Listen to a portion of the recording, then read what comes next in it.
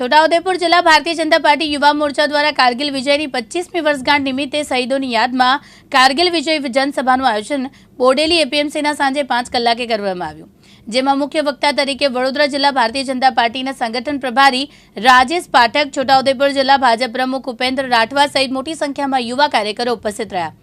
મુખ્ય વક્તા પાઠકે જણાવ્યું કે કારગિલ યુદ્ધ દરમિયાન 523 સૈનિકો શહીદ થયા હતા।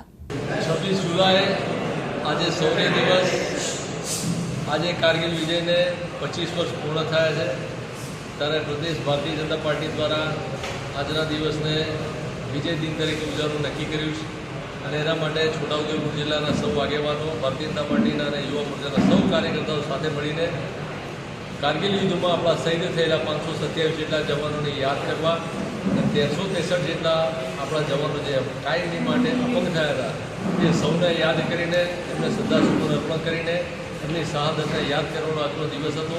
આજે સૌ કાર્યકર્તાઓ સાથે મળીને શહાદતને યાદ કરીને શ્રદ્ધાસુમન અર્પણ કર્યા।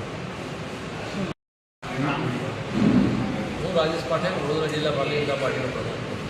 અલ્કેશ તડવી, દિવ્યાંગ ન્યૂઝ, નસવાડી, છોટાઉદેપુર।